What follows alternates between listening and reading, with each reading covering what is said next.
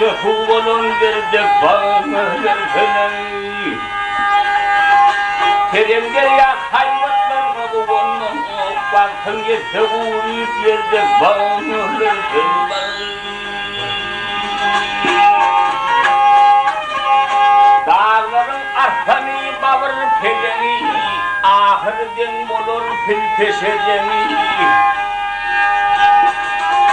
Ceyhun atının liğin neheli, kulağına uzun harde bağırır.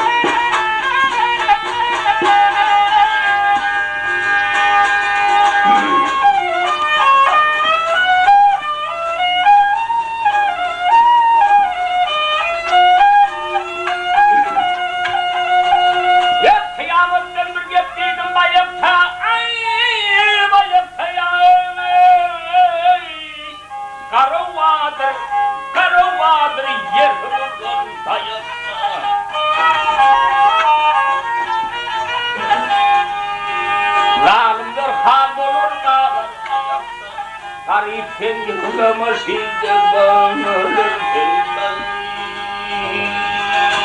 Baltım bunu kara perde taşını, cahil gibi sarpet bolto aşını.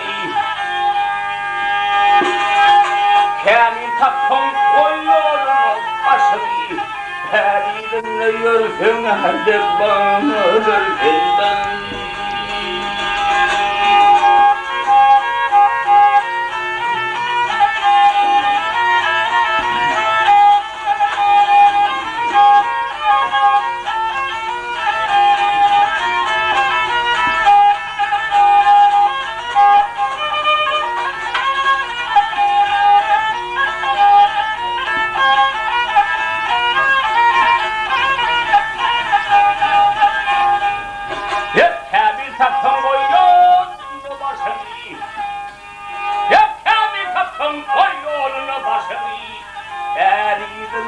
Eridinle gittin nerede bağırır.